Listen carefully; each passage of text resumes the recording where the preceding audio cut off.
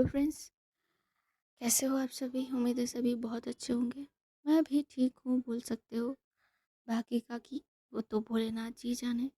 चलिए, सबका स्वागत है मेरी चैनल प्रेम कहानी में। दिलों का मिलना पार्ट 52 से स्टार्ट करेंगे। पिछले भाग में मैंने शायद गलती से 41 बता दी थी, तो उसको माफ़ी की नज़रों से देखिएगा।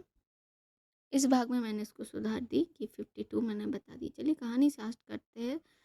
कहानी यहाँ से जो शुरू होती है कि जो आराध्या की जो बस थी वो मुंबई के लिए रवाना हो गई थी। बीच में डिनर के लिए रुकी थी, तभी आराध्या ने कशिश को एक बार कॉल लगाई थी, लेकिन कशिश ने कॉल पिक नहीं की थी। पर उसके बदले उसने मैसेज छोड़ दी थी कि मैं बिज़ी हूँ, मैं आपको फ्री होके कॉल करती हूँ। तो आराध्या ने भी ज़्यादा उसमें ध्यान नहीं दी, वो बस पे फिर से बैठ गई थी। बस फिर से अपनी मंजिल की तरफ चल पड़ा था। रात गहरी हो गई थी।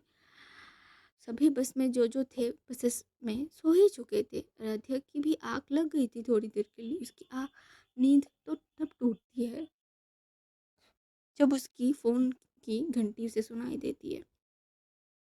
वो जल्दी से अपनी फ़ोन निकाल के पहले तो उसको साइलेंट करती है, फिर जाके देखती है कि वो तो जिस शख्स का कॉल था, वो देख के उसकी फेस पे एक बढ़िया सी स्माइल आ जाती है। अब आगे वो किसकी कॉल थी? ऑफ कोर्स वो कशिश की तो कॉल थी। वो कॉल को उठाती है। हेलो जी, क्या हमारे लिए इंतज़ार हो रही थी? इंतज़ार तो नहीं कहेंगे, आपने बताई थी, पर एक तरह से इंतज़ार ही बोल सकते हो आप। अच्छा, अ, क्या नाराज़ हैं आप हमसे? आप नहीं तो? अच्छा, सच में नाराज़ नहीं हैं? जी, हम आपसे नाराज़ क्यों होंगे? ये तो बताइए। वो भी तो है, ये बात भी तो है। ठीक है। कहाँ तक पहुँचे तुम लोग? जी, वो हमें तो ज़्यादा है पता नहीं ना इस बारे में, हम कैसे बता सकते हैं? समझ गई मैं। डिनर की थी ना? जी, कर लिए थे। आपने किया? हाँ, मैंने भी कर ली। कहाँ हैं आप अभी? मैं अभी हूँ कहीं पे, पर जहाँ कहीं भी रहूँ, तुम्हें ज़रूर याद कर रही हूँ मैं। हम भी तो आपको याद कर रहे हैं ना? अच्छा, अगर याद करती तो दोबारा ज़रूर कॉल करती। आप ही ने तो कही थी ना कि आप बिज़ी हैं, तो हमें कैसे पता चलती कि आप कब फ्री हो रही हैं, कब नहीं? अच्छा, बहाने दे रही हो? अच्छा जी, हम बहाने दे रहे हैं। हम बहाने क्यों देंगे आपको? फिर कॉल क्यों नहीं की फिर से? अभी तो बताया, आप ही ने तो कही थी। अगर मैंने कहा कि मैं बिज़ी हूँ, उसका मतलब तुम दोबारा मुझे कॉल नहीं करोगी? ऐसी बात नहीं है। कॉल ज़रूर करते, पर क्या? छोड़िए, हम आपसे कभी नहीं जीत सकते। पर कोशिश तो करो, शायद तुम ही जीत सकती हो।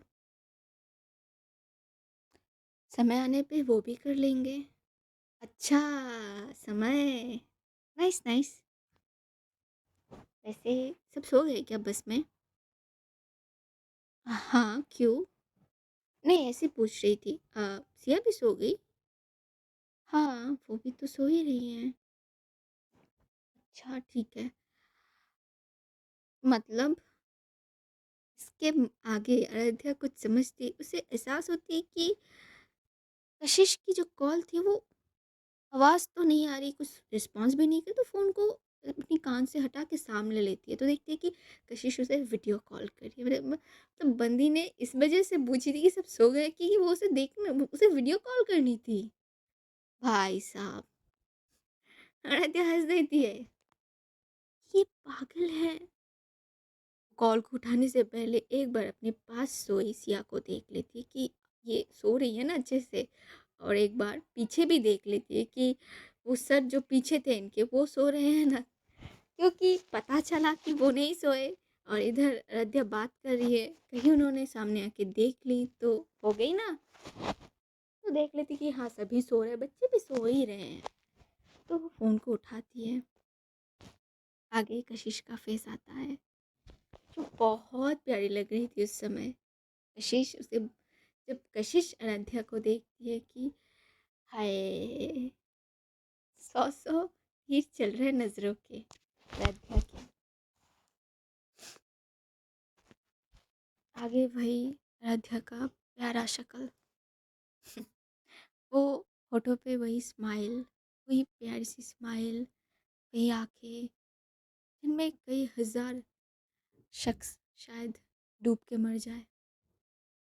और आराध्या के लिए तो कशिश की वो नीली आंखें ही काफ़ी थी उसके दिल को धड़काने के लिए। दोनों एक दूसरे को देख रहे थे, बस डिफरेंस थी तो ये फ़ोन, और कुछ नहीं। एक फ़ोन के इस पार से तो दूजी दूस फ़ोन के उस पार से, दोनों खामोश थे। थोड़ी देर तक तो दोनों एक दूसरे को बस निहारते रहते हैं। आगे कशिश बोल पड़ती है कि बस थोड़ी देर पहले ही तुम गई हो, और मुझे लग रही है कब से तुमको नहीं देखी है मैंने। धीरे बोलिए, सिया सुन लेगी। क्या कर रही हैं आप? अरे, सुन लेगी तो सुन लेने दो। मैं डरती हूँ क्या किसी से?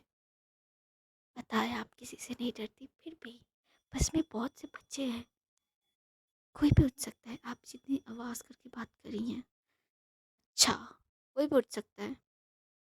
तो सबको मैं चीख चीख के बोलती हूँ कि सुनो सुनो छू, श्श, आहिस्ते बोलिए। क्या आप भी? क्या आराध्या, मैं क्या कोई ऐसी वैसी बातें कर रही हूँ जो तुम मुझे ऐसे चुप रहने के लिए बोल रही हो, धीरे से बोलने के लिए बोल रही हो? कशिश जी, आप भी ना बहुत बेशर्म है आप, कुछ भी बोल देते हैं। हाँ, पता भी आप क्या बोल रहे हैं? अरे, कुछ भी कहा क्या? क्या मतलब? आप खुद सोचिए। मैं सोचूं?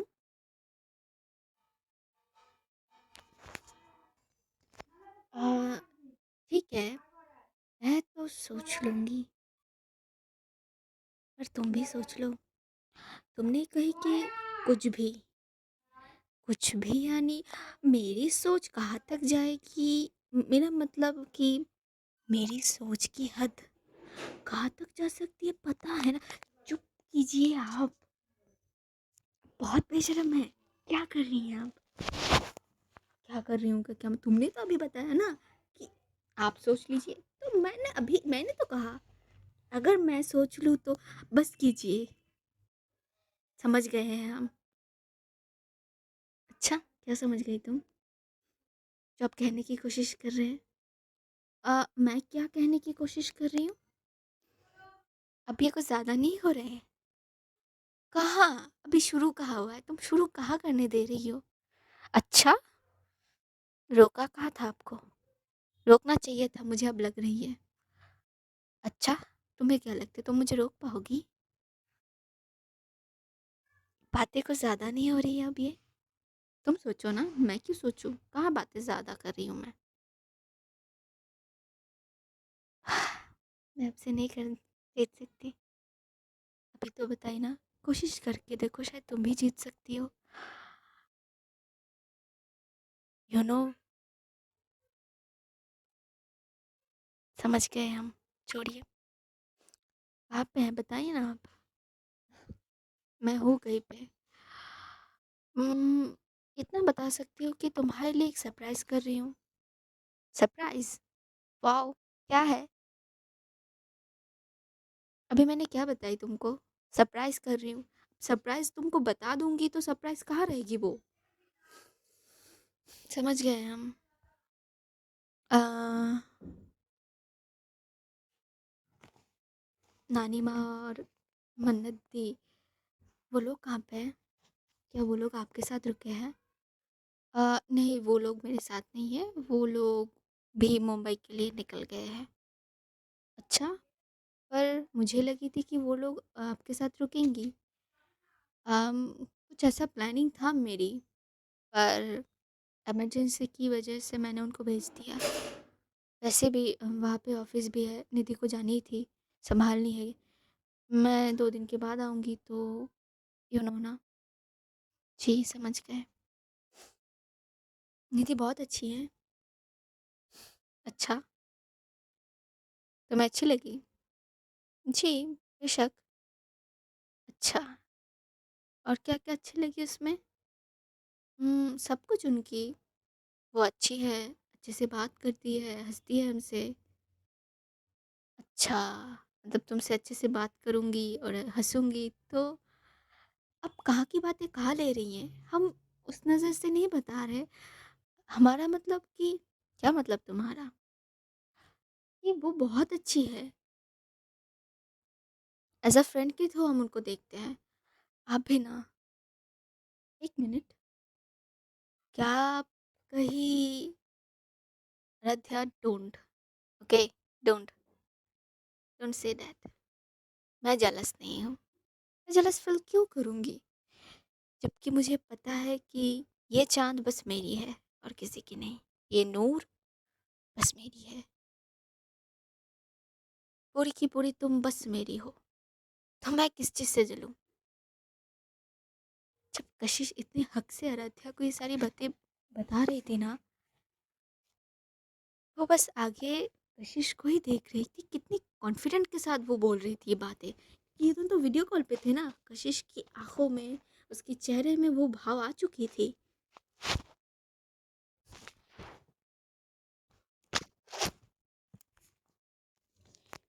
अचानक पास से सिया की आवाज़ आराध्या के कान में पहुंची तो जल्दी से फ़ोन को, वो ऐसे वीडियो कॉल सामने थी, वो फ़ोन को पलट देती है। आगे सिया अपनी नींद भरी आवाज़ से बोल पड़ती है कि आराध्या, किससे बात कर रही हो तुम इतनी रात गए यार? आप वो कुछ नहीं, किसी से नहीं। सो जाइए, आप सो जाइए। सिया फिर से सो जाती है। तभी आराध्या ने देखा, हमने कही थी ना धीरे बात कीजिए। हो गया ना, सिया जग गई थी। अगर उन्होंने देख ली थी तो क्या हो जाता? सब मेरी गलती हो गई, हाँ? ये सही है तुम्हारा। ऐसे करते करते दोनों बातें कर रहे थे वीडियो कॉल पे ही। कब आराध्या उस वीडियो कॉल में ही सो जाती है, उसे पता नहीं चलती। कशिश अपने निगाहों को गराए सोती आराध्या क्यों देख रही थी। बहुत प्यारी लग रही थी आराध्या, उस टाइम पे मासूम लग रही थी, बच्चों जैसे सो रही थी। कशिश बस आगे से देखती रही थी कि वाह, ये सोती हुई भी कितनी प्यारी लगती है। माय गॉड, डर लगता है आराध्या। वो हादसा, मन तो करता है तुमको दुनिया की नज़रों से छुपा लूँ मैं, अपने सीने में जाके बंद कर दूँ, कोई तुमको देख ना पाए। पर मैं ऐसा नहीं कर सकती ना। पर एक दिन ज़रूर ऐसा आएगी कि मैं तुमको अपने सीने में बंद कर लूँगी। दुनिया की हर खतरे से तुमको, ज़माने की हर बुरी निगाहों से बचाऊँगी। I promise. I love you Aaradhya, I really really do.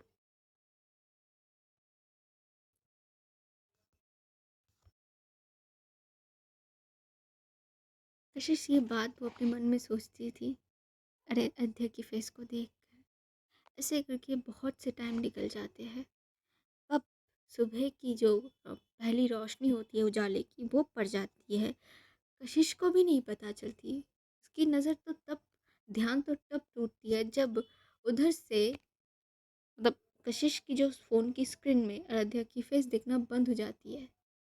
वो समझ जाती है कि शायद आराध्या की फ़ोन की चार्ज आउट हो गई है। वो मन में सोचती कि लो, हो गई बंद। और कैसे देखूं। वो अपने फ़ोन को चार्ज के लिए वो भी लगा देती है। वो देखती है बाहर कि हाँ, सुबह तो हुई होने वाली है। अब वो सो के भी क्या करेगी। वो अपने कमरे में ही थी। वो वॉशरूम में जाती है, फ्रेश हो लेती है और फ्रेश होने के बाद वो सुबह की जो उसकी रूटीन थी जॉगिंग वगैरह करना, उसके लिए वो अपने रूम से निकल पड़ती है। इधर एक कमरे में बहुत अंधेरा था, उस कमरे में रोशनी बोलते बस एक कमरे की एक कॉर्नर साइड पे एक बड़ी सी स्क्रीन लगी हुई थी।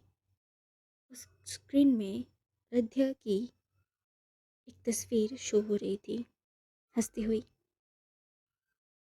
और ठीक उसके सामने बैठी थी एनी, फर्श पे।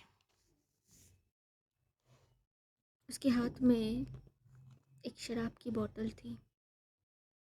पास और भी कोई खाली बोतल पड़े हुए थे, बिखरे हुए थे जमीन पे। ठीक उसके पास में एक चाकू थी जिसमें खून सना हुआ था, खून से सने हुए एक चाकू। कमरा पूरा अंधेरा था, बस रोशनी थी तो उस स्क्रीन की रोशनी झलक रही थी जिससे जलते एनी को देख सकते थे। एनी फर्श पे बैठी थी, उसकी आंखें लाल थी। अब वो क्यों थी ये समझना थोड़ी मुश्किल तो थी कि वो नशे के कारण या रोने की वजह से या फिर गुस्से से लाल थी। ये तो वो खुद ही जानती थी। अपनी आंखों को उठा के वो हल्के से स्क्रीन के आगे रखती है जहाँ राधिया की तस्वीर शो हो रही थी। अपनी लड़खड़ाती हुई जबान से वो बोल पड़ती थी, बेबी डॉल, तुम सिर्फ मेरी हो। तुम तक पहुंचने वाले हर इंसान को मेरा सामना करना पड़ेगा। पता है, वो लड़के, उन लड़कों ने तुम्हें उस नजरों से देखा था जो उनको नहीं देनी चाहिए थी, पर फिर भी उन लोगों ने दिया। गलत, बहुत गलत किया। तुम्हें छूने की कोशिश की, ये भी गलत, बहुत गलत किया। और और इतनी गलतियों की तो सजा मिलती है ना। हाँ, तो वो लोग कैसे बच सकते हैं? तो मैंने सजा दे दी। मेरे रहते वो लोग नहीं बच सकते ना। लोगों ने मेरी बेबी डॉल की तरफ नजर उठा के देखी थी। ऐसे कैसे छोड़ देती मैं? बताओ, बताओ। वो वो जो आंखों से, इन आंखों से तुम्हें देखी थी ना, मैंने वो आंखें ले ली। और जिन हाथों से तुमको छुई थी, गंदी छुअन थी ना, गंदी स्पर्श थी ना, मैंने वो हाथ भी छीन लिया उनसे। फिक्र मत करो, तुमको कुछ नहीं हो सकती। तुमको कोई बुरी नजरों से देखे या बुरी तरीके से भी छुए, नॉर्मल छूने से मेरे दिल में आग लग जाती है। फिर वो तो कि क्यों जिंदा लाश बना दिया है मैंने, यकीन करो मेरा। पर बेबी डॉल, मुझे ये समझ नहीं आई कि वो कशिश मेहता, वो तुमको कैसे जानती है? हाँ, तुम्हारे पापा उसकी कंपनी की दूसरी ब्रांच में काम करते हैं ना। फिर तुम्हें कैसे जानती है वो? और तुम भी कैसे जानती हो उसको? और कशिश मेहता जैसे इंसान को तो तुम्हारी भनक तक नहीं लगनी थी। उसकी जगह उसकी आंखों में वो फिक्र कैसे, कैसे हो सकती है?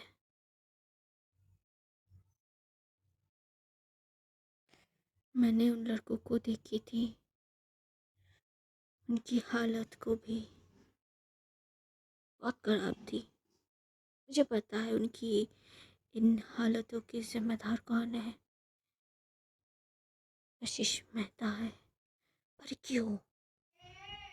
ये क्यों बहुत परेशान कर रही है मुझे? क्यों कशिश मेहता, क्यों आखिर क्यों? कैसे कैसे जानती हो तुम मेरी बेबी डॉल को? कैसे? और वो हग मैं पहचानती हूँ, नॉर्मल हग। और आखिर कौन हो तुम? राध्या के लिए क्या हो तुम?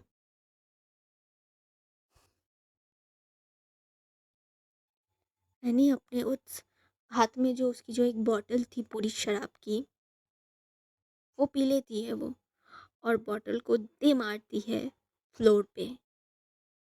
एक ही सेकंड में वो बॉटल टूट के बिखर जाते हैं। 100 टुकड़ों में बढ़ जाता है वो कांच का बॉटल। कशिश की नजरें बस उन टूटी हुई टुकड़ों की तरफ थी। वो आगे बोल पड़ती है कि मुझे पता करनी है,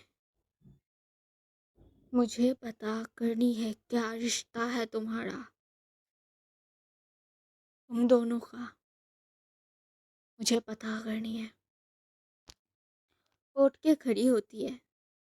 जैसे तैसे वो उन कांच के टुकड़ों से चलती हुई, वो जो दो एक टुकड़ा तो उसके पैर में भी चुभ गई थी, लेकिन उसे एहसास तक नहीं होती।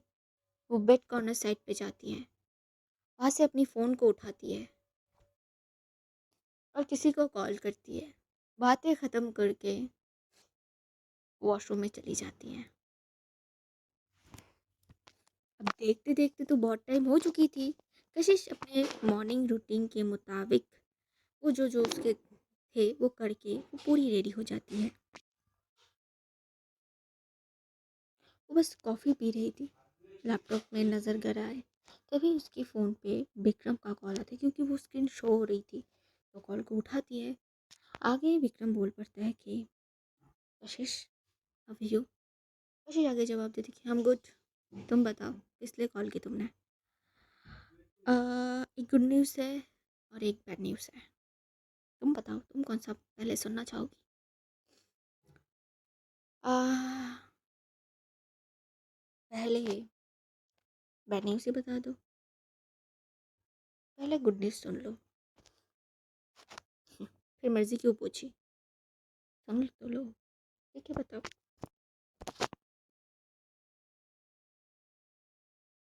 फुलर के मिल गए हैं।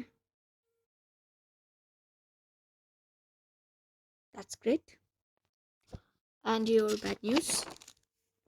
बैड न्यूज़ इज वो सारे लड़के मरे हुए मिले। व्हाट? सारे? पर किसने मारे उनको? वो अभी नहीं पता चला है। हम पता करने की कोशिश करें।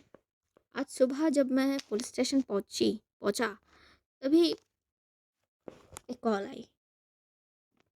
तो मैं जब वहाँ स्पॉट पे गया तो मुझे ये लड़के मिले। बहुत बुरी हालत में थे यार।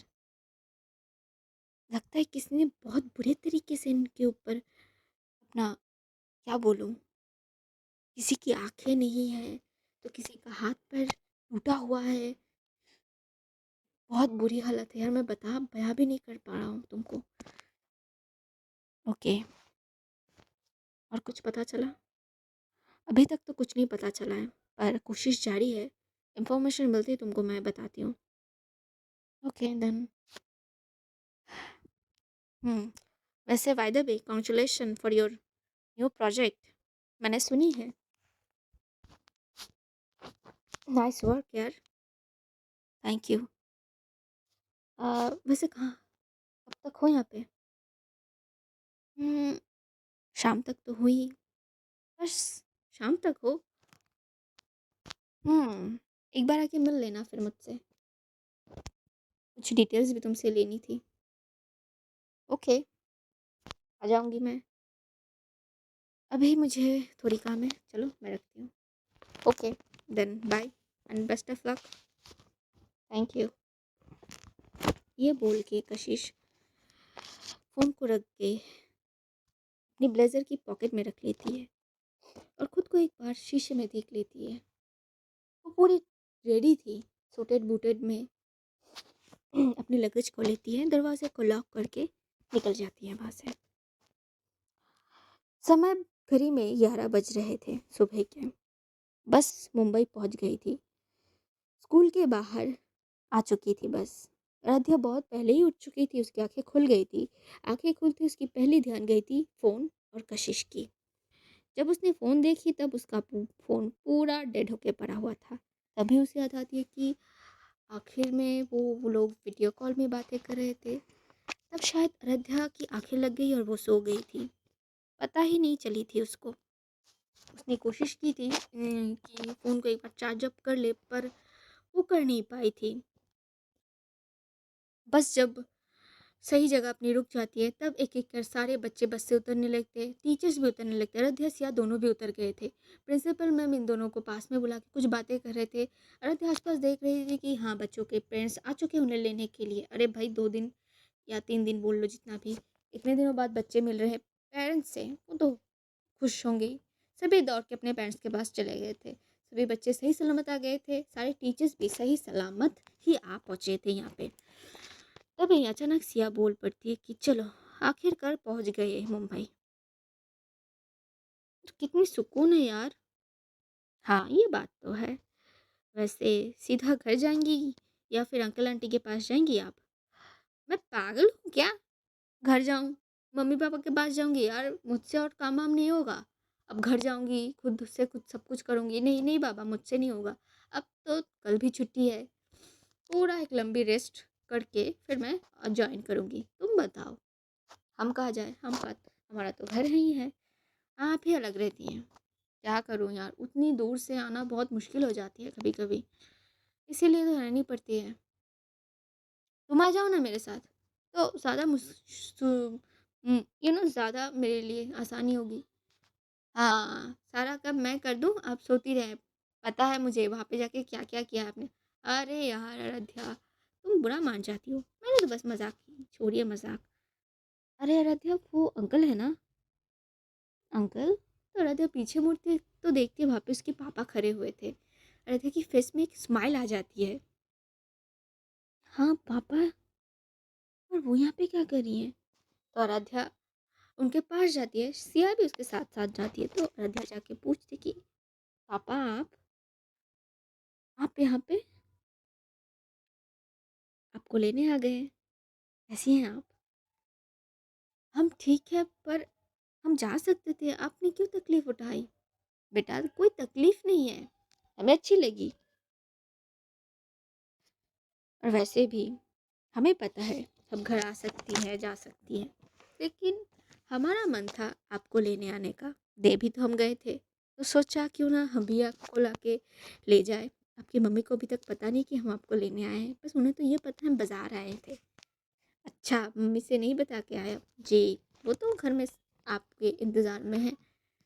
जी सिया, मैं भी चलूँगी अभी, बस प्रिंसिपल मैम ने बुलाए थे, तो चलो एक बार देख लेते हैं। तो हमें भी मिलनी थी उनसे, चलिए साथ में चलते हैं। पापा आप जाइए बेटा, आप उनसे मिलाइए, हम यहाँ पे, आपका लगेज कहाँ पे? हाँ बस हम लाते हैं, आप यहीं रुकिए। ये बोल के ये लोग जाते हैं प्रिंसिपल मैम से। उन्हें वहाँ पे कुछ फॉर्मेलिटीज़ पूरी करनी थी, कुछ साइन वगैरह करने थे। वो लोग वो कंप्लीट करके थोड़ी देर बाद आराध्या वापस आ जाते हैं। फिर दोनों ही घर के लिए निकल जाते हैं। कुछ देर में ही आराध्या अपने घर भी पहुँच जाती है। डोर पे नॉक नॉक करती है। आगे से दरवाज़ा आके खुलती है तो वहाँ पे आराध्या की मम्मी खड़ी होती है। आराध्या को देख के वो बहुत खुश हो जाती है, सीधा सीने से लगा लेती है अपनी बेटी को इतने दिनों बाद देख के। आराध्या भी खुशी से अपनी मम्मी को हग बैक करती है। बच्ची को अंदर तो जाने दीजिए, ये पापा बोलते हैं। तो माँ बोलती हाँ हाँ, ज़रूर ज़रूर, आओ बेटा, आओ अंदर आओ तुम। आराध्या अंदर जाती है। अंदर जाके तो वो खुद सरप्राइज हो जाती है कि क्योंकि यहाँ पे आदर्श भैया, भाभी, अनुदी सब आए हुए थे। राधे उन्हें देख के बहुत खुश होती है। वो जाके सीधा भाई से गले मिलती है, भाभी से मिलती है, अनुदी से भी मिलती है, आगे भाई बोल पड़ती कैसी हो तुम? ठीक हो भाई, आप बताइए। और भाभी आप कैसी हैं? हम भी ठीक है। हम बस आपको एक सरप्राइज़ देने के लिए आ गए थे। हमें पता थी कि आप आ जाने वाली थी। हम सुबह ही आ गए थे पर एग्ज़ैक्ट टाइम नहीं पता थी। जी, हम बहुत खुशी हुई आप लोग यहाँ पे आए हैं मुझसे मिलने हमसे मिलने के लिए। अ, वैसे बड़ी माँ, बड़े पापा, अब पापा को कुछ काम थी और दादी माँ घर में अकेली रहती थी इसलिए माँ नहीं आई। पर उन्होंने ये बताई ज़रूर है कि आपको उनसे मिलने जानी है। जी, हम ज़रूर जाएँगे। बैठिए ना आप लोग। हुँ। अनु दी से जाके वो गले मिलती है। अनु बताती कि कैसी हो तुम? ठीक हूँ दी, आप बताओ? मैं ठीक हूँ। ट्रिप कैसी थी तुम्हारी? बहुत अच्छी थी ट्रिप और ये ट्रिप हमें हमेशा याद रहेगी। ये थोड़ा लो वॉइस में बोलती है लेकिन ये लो वॉइस किसी के कानों में ज़रूर सुनाई देती है और वो झट से बोल पड़ती है कि अच्छा दी, ऐसा क्या हुआ था इस ट्रिप में? तो ये किसने कह सकती है आप सोच लो। तुम शुरू हो गई फिर से। हम आए भी नहीं है छोटी। क्या दी? मैंने क्या कर दी? अभी आप ही ने तो कहा ये ट्रिप बहुत यादगार थी आपके लिए। तो ऐसा क्या हो गया था दी ट्रिप में? इसीलिए तो पूछा या मैंने गलत पूछा आपसे? अच्छी थी और क्या, तुम भी ना थी यादगार क्या मतलब? बहुत सी जगह हम घूमे, वो बता रहे थे। अच्छा, पर मुझे ऐसा क्यों सस्पेंस लगी आपकी बातों में? हाँ सस्पेंस दिख रही है तुमको बातों में, तुम भी ना ज़्यादा ही सुनती हो। मैं क्या? ऐसे थी, वो सब छोड़िए। ये बताओ, क्या आप प्लान करके आई थी कि आप साड़ी पहन के बस जर्नी कर रही हो? क्या मतलब तुम्हारी? नहीं, आपकी ये साड़ी देख के और आपकी गेटअप देख के लग रही कि आप सीधा पार्टी से यहाँ पे आ रही हो। हाँ, जब छोटी ये बात बोलती है आराध्या थोड़ी नो अंदर ही अंदर वो घबरा सी जाती हो कि लो वो तो भूल ही गई थी कि वो अभी तक वो उस फंक्शन की अटायर में ही थी।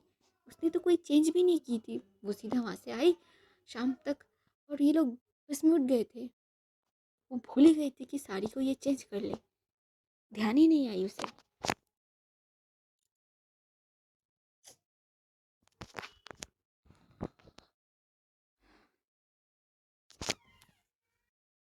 जैसे तैसे करके आराध्या जवाब देती कि छोटी तुम ना आजकल बहुत बातें करने लगी हो। ऐसी कोई बात नहीं है। वो बस हम निकले थे तो हम लोग कहीं गए थे तो आते वक्त वहाँ से देर हो गई थी इसलिए हमने चेंज नहीं की तो आ गए। अच्छा, पर मुझे जहाँ तक पता है आज तक आपको मैंने ऐसे साड़ी खरीदते हुए तो कभी नहीं देखी थी। कहीं नहीं, कभी नहीं देखी इसका मतलब कि नहीं है क्या हमारे पास? वहाँ जाके हमने ये ले ली थी। अच्छा, बताई क्यों नहीं मुझे? क्या बताते हम तुमको, ये तो बताओ तुम पहले। यही कि ये साड़ी बहुत खूबसूरत है दी, एक बार आप मुझे पहनने दोगी ना? छोटी बस भी करो तुम, वो अभी अभी तो आई है। क्या माँ, देख रही हैं आप ये कितना हमारे पीछे पड़ी रहती है हमेशा। शुरू हो गए। पापा बोलते कि बस कीजिए आप सुनो। छोटी दी तो अभी आई है ना, उन्हें थोड़ा बैठने तो दीजिए। तभी आरती बोलती नहीं नहीं पापा, एक काम करती हूँ मैं पहले फ्रेश होके आ जाती हूँ फिर बातें करते हैं हम, ठीक है?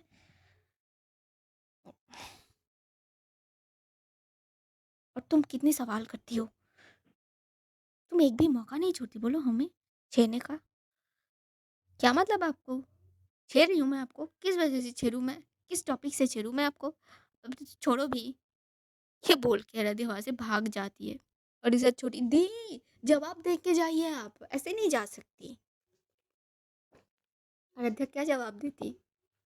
वो तो बचते हुए गई थी यहाँ से। अपने रूम में जाके दरवाजे को बंद करके, दरवाजे पे टिक के वो खड़ी हो जाती है और एक लंबी सी सांस खींचती कि ओह गॉड! ये छोटी भी ना एक भी मौका नहीं छोड़ती। क्या जवाब देते अभी? कुछ निकल जाती तो उल्टा-सीधा मुँह से? नहीं, नहीं, नहीं, थोड़ा बच के रहना पड़ेगा मुझे छोटी से। इनकी ये नज़र पता नहीं कहाँ से लाते हैं ये। और तो किसी ने सवाल नहीं की, पर इनको ज़रूर करनी थी। Thank God. एक काम करते हैं, पहले फ़ोन कहाँ है हमारी? तो औरत है अपनी फ़ोन को, उसकी साइड बैग थी वहाँ से निकाल के देखती है कि अभी तक डेड पड़ी हुई है, तो वो जल्दी से जाके अपने बेड के साइड पे जो चार्जर पॉइंट थी वहाँ पे लगाती है। फ़ोन ओपन होती है तो देखती है कि वहाँ पे एक मैसेज थी कशिश की ओर से। वो मैसेज थी, अब ये हमारा मैसेज तब पाएंगे जब शायद आप अपना फ़ोन चार्ज कर लेंगे, और एक रिक्वेस्ट है आपसे, ज़रूर चार्ज करवा लीजिएगा फुल, वरना फिर से ये फ़ोन मुझे तुम्हें देखने नहीं देगी। और मुझे रुकावटें पसंद नहीं है। मेरी आंखों के आगे जो ये खूबसूरत चांद दिखता है मुझे हर वक्त, उसे देखने से अगर कोई रोके मुझे तो वो मुझे बिल्कुल पसंद नहीं है। जो मेरी है मैं उसे क्यों ना देखूं? तो फुल चार्ज अप कर लीजिएगा फ़ोन, इसे रिमाइंडर पे दे रखिए। वैसे गुड मॉर्निंग। उम्मीद है ये मैसेज आप ज़रूर पढ़ लेंगी और हमारे लिए इंतज़ार करेंगी। चलिए देखते हैं हम। बस इतनी सी एसएमएस थी कि पढ़ के हृदय की स्पेस पे एक प्यारी सी स्माइल आ जाती है। वो उस एसएमएस को पता नहीं, मतलब उस मैसेज को कितनी बार पढ़ती है। बोलती है हाँ पागल हो गए हैं हम, क्या कर रहे हैं। वो फ़ोन को रखती है, फिर अपने कपड़े निकल के वॉशरूम की तरफ चली जाती है। इधर निधि पहुंचती है नानी माँ के पास। माँ ने बोला था, नानी माँ ने उसे बुलाया था। निधि जाती है नानी माँ के घर, जो मेंशन थी उनकी। तो देखती है वहाँ पे नानी माँ मन्नत दोनों ही बैठे हुए थे। दरअसल हुआ यूँ था कि कल शाम को जो कॉल आई थी निधि के पास कि कशिश ने की थी कि तू अभी निकल, तो ये लोग शाम को ही निकल गए थे। रात तक ये तीनों पहुंच चुके थे मुंबई। सुबह के टाइम पे निधि को नानी माँ से कॉल आई थी कि तुरंत वो नानी माँ से मिलने पहुंचे, जिसके चलते निधि ऑफिस, पहले तो ऑफिस गई थी, वहाँ पे थोड़ा काम संभाल के फिर वो आई थी नानी माँ से मिलने के लिए। जब नानी माँ निधि को देखती है तो बोल पड़ती कि अरे लो आ गई तुम, आ जाओ। अब वो क्या हुआ नानी माँ, ऑलो के आपने यूँ ऐसे जल्दबाजी में बुलाया, पहले तुम बैठो तो निधि बैठ जाती है। फिर पूछती है नानी माँ की अब बताओ। अब क्या बताऊँ मैं, यही कि लड्डू कहाँ पे है, और वो हमारे साथ क्यों नहीं आया, इतनी जल्दबाजी में हमको क्यों भेजा यहाँ पे, क्या हो रहा है निधि, या तुम हमसे कुछ छुपा रही हो? वो क्या छुपाऊंगी नानी माँ, मैं वो आ जाएगी, वो वहाँ पे उसे कुछ थोड़ा काम है, और कुछ नहीं, टेंशन की कोई बात नहीं है। क्या बोलूँ मैं? अच्छा, तो फिर तुम्हारी ज़ुबान ऐसे लड़खड़ा क्यों रही है? वो नानी माँ की कि आप जब भी ऐसे बुलाती हो ना, मैं अंदर से घबरा सी जाती हूँ। पता नहीं क्या जुर्म कर दिया मैंने। अच्छा, ये मन्नत जवाब देती, ठीक है, वो हम समझ गए। पर ये बताओ कशिश अभी है कहाँ? वो दिल्ली में ही है नानी मन्नत दी, दिल्ली में है। वो कब आएगी? अब वो वो तो मुझे नहीं पता। उसने बस इतनी बताई थी कि मैं आप लोगों को लेके निकल आओ, चली आओ, वो आ जाएगी, उसने तो यही बताई थी, और ज़्यादा कुछ नहीं पता ना नानी माँ मुझे, सच में नहीं पता। अब सच में नहीं पता। ओके, नहीं पता। आराध्या के बारे में तो पता है ना?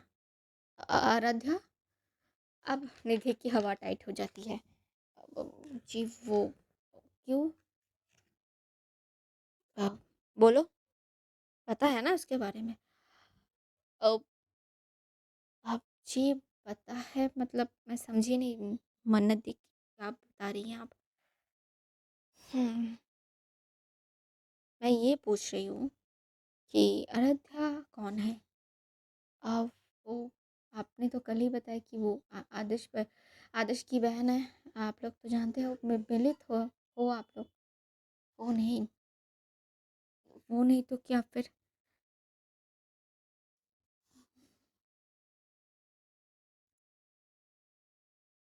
पूरी बात बोलो निधि। पूरी बात का क्या मतलब दी? मैं कुछ समझ नहीं पा रही हूँ। अब ज़रा मैं ये पूछ रही हूँ कि डायरेक्ट पूछ रही हूँ तुमसे एक सवाल। जी, आराध्या और कशिश कौन है? अब मतलब क्या है उनका रिश्ता? निधि थोड़ी तो घबरा सी जाती है वहाँ पे, क्योंकि उसे भी तो कुछ क्लियरली पता नहीं थी। तो वो खुद भी क्या जवाब देगी? आगे निधि खुद को शांत करती है और बोलती है कि दी, नानी माँ, इस बारे में मैं सच में कुछ नहीं जानती। मुझे बस इतनी पता है कि कशिश आराध्या को लेके पजेसिव है। शायद कुछ ज़्यादा पजेसिव है। उसकी फिक्र करती है वो। इसके आगे सच में मुझे कुछ नहीं पता। उस दिन जब हम दिल्ली पहुँचे तो मुझे कशिश ने किसी काम से भेजी थी।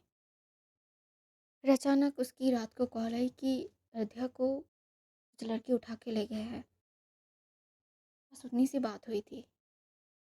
जब मैं कशिश से मिली तो आराध्या मिल चुकी थी, लेकिन मैंने कशिश को आराध्या को लेके वो टेंशन लेते हुए देखी थी। अब इस टेंशन को मैं क्या नाम दूँ, मुझे नहीं पता। जब तक कशिश कुछ ना बोले मैं आप लोगों को क्या ही बताऊँ मैं। तो प्लीज़ मुझसे इसके आगे कोई सवाल ना कीजिए, क्योंकि मेरे पास इसके आगे कोई जवाब नहीं है जो मैं आपको दूँ। निधि ये बोल के रुकती है। तभी नानी माँ बोल पड़ती है कि इट्स ओके, हम समझ गए। इसके आगे बताने की भी ज़रूरत नहीं है, बाकी वो खुद बोलेगी। उम्मीद है कि वो जब समय होगा वो बोल देगी। मन्नत ज़्यादा नहीं पूछना चाहिए। निधि इट्स ओके बेटा, कोई बात नहीं, बैठो तुम, आराम से बैठो। फिर निधि वहाँ पे बैठती है। अब दोपहर हो चुके थे। निधि पहुँची थी दोपहर 12 बजे के आसपास कहीं। बात करते करते कब देर बज जाते हैं उन्हें पता नहीं चलती।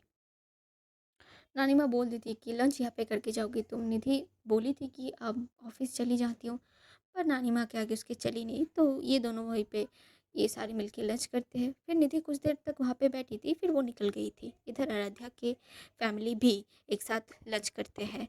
हाँ, छोटी कई बार आराध्या से उस साड़ी के बारे में सवाल कर चुकी थी, पर ज़्यादा कुछ नहीं बोल पाई थी, क्योंकि जवाब उसे मिली नहीं थी और आगे माँ खड़ी थी, तो वो ज़्यादा कुछ नहीं पूछी थी। खाने के बाद ये सभी बैठ के थोड़ी बातें कर रहे थे। बातों के बीच में कब समय निकल गया था और कब शाम हो गई थी वो नहीं पता चला था।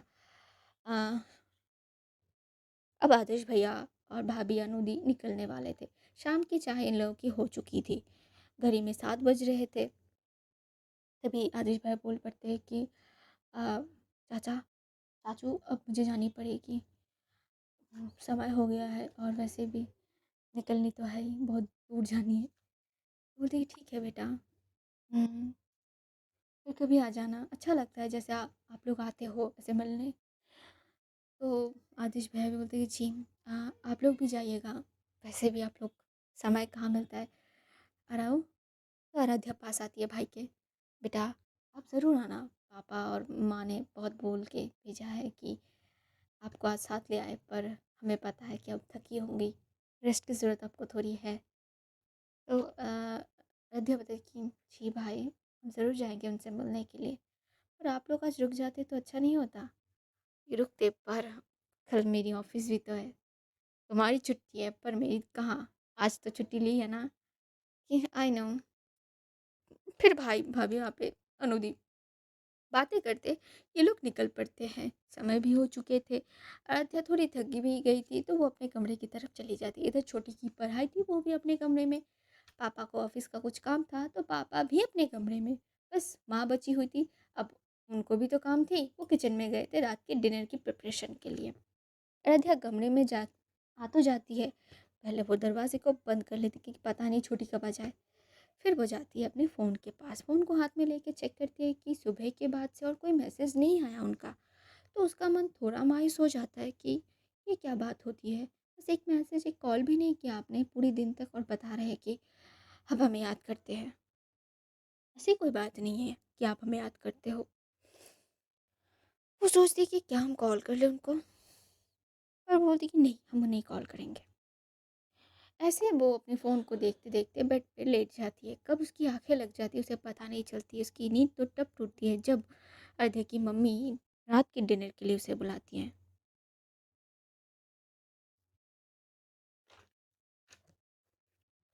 अरध्या उठ के देखती है कि घड़ी में 10 बज रहे हैं। बोलती 10 बज गए। फ़ोन को फिर से एक बार चेक करती कि नहीं भाई, अभी तक कोई कॉल या कोई एसएमएस, कोई मैसेज कुछ भी नहीं था। वैसे उसका मन थोड़ा दुखी हो जाता है। वो जैसे तैसे खुद को संभाल के बाहर आ जाती है डिनर के लिए। डिनर टेबल पे सारे बैठ चुके थे। सबका डिनर हो भी जाता है आज जल्दी जल्दी। सभी अपने कमरे में चले जाते हैं। माँ आज आराध्या के साथ सोई थी। अब इतने दिनों बाद बेटी को हो पाई थी। उनका मन था बेटी को अपने सीने से लगा के सोए। वो छोटी भी को पता नहीं ये बात कहाँ से पता चल गई थी, तो वो भी आ गई थी आराध्या और मम्मी के पास। तीनों एक साथ सो रहे थे। हाँ, इस बीच आराध्या को कई बार कशिश की याद आई थी कि अगर वो कॉल करना के लिए बोली तो पर वो कॉल क्यों नहीं कर रही। वो सोते सोते भी एक बार फ़ोन को चेक करी। छोटी उधर से बोली क्या दी, फ़ोन को बंद करो ना। हाँ, कर देती हूँ। ये बोल के आराध्या फ़ोन को बंद करके अपनी माँ को हक करके वो सोने की कोशिश में लग जाती है। अब कहानी इतनी देर ही तक रहेंगी हमारी। अगले भाग में पता चल जाएगा कि आगे कशिश आराध्या को कॉल करती है या फिर आराध्या ऐसे ही नाराज़ होकर रह जाती है। देखना तो मज़ेदार होगा। और रैनी क्या करती है? क्या वो पता कर पाएगी कि आराध्या और कशिश के बीच क्या रिलेशनशिप है? और अगर पता कर भी ली उसने तो फिर क्या होगी? चलिए, ये हमें आगे पता चल जाएगी। आज के लिए इतना रखेंगे। उम्मीद है आज की स्टोरी आप लोगों को अच्छी लग रही है, अच्छी लगेगी। कैसी लगेगी ये आप कमेंट्स पे बता सकते हो। एक लाइक करो, एक शेयर करो, और अगर मेरी चैनल पे नए हो तो चैनल को सब्सक्राइब करो। मेरी आवाज़ को पहली बार सुन रहे हो तो सब्सक्राइब करो। बाकी आप लोग जानो, बस आप लोग खुद का ध्यान रखो, खुद के परिवार का ध्यान रखो। आसपास आपके जितने भी लोग हैं कोशिश करो उनको आपकी किसी भी कामों से हानि ना पहुँचे। इतना